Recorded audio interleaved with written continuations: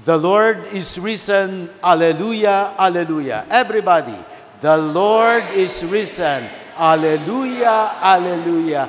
Happy Easter, brothers and sisters. Thank you for joining us. Please greet one another, those among us here in the chapel, and you at home, wherever you are. Please, sino man po ang kasama ninyo, greet one another. Happy Easter. Happy Easter to each and every one. Because indeed, brothers and sisters, this is also in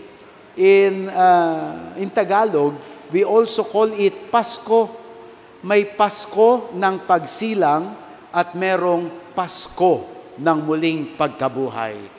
Easter, brothers and sisters, is the highest celebration, the highest mystery of our faith, because we know that on this day when we celebrate Easter, Jesus has finally attained victory over death for us. And so, with Christ, we have new life.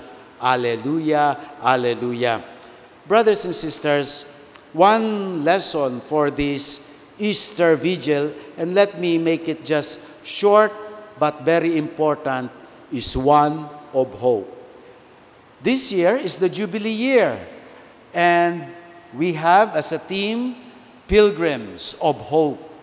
And indeed, mga kapatid, if there is one proof for our hope, the hope that as written in the New Testament, the hope that does not disappoint, it is this.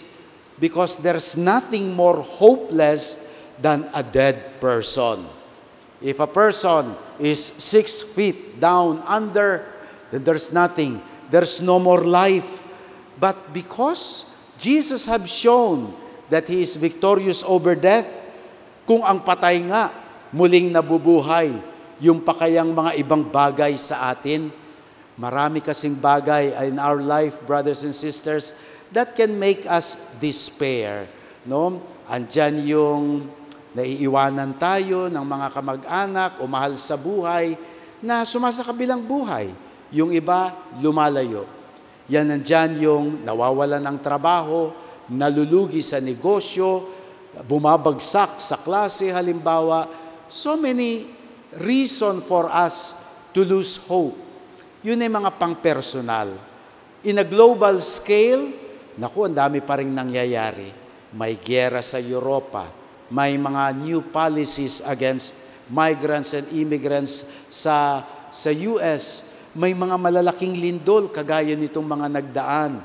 At dito sa atin, ayan, yung ating pagkakawatak-watak at hindi pagkakaisa, marami po tayong ipagdadasal pa. Pero sa kabila ng lahat, after all this darkness around us, brothers and sisters, the Christian message and the message of Jesus is for us to have hope. The late Saint Pope John Paul II have said it, no? Sabi niya, do not abandon yourself to despair. We are an Easter people and our song is Alleluia. So brothers and sisters, kung meron mang may sakit, kung meron mang magandang kalusugan, anuman po ang ating kalagayan sa buhay, this night and this Easter season, we revisit the hope that Christ has given us. For indeed, the Lord is risen. Alleluia, alleluia. Everybody, the Lord is risen. Alleluia, alleluia.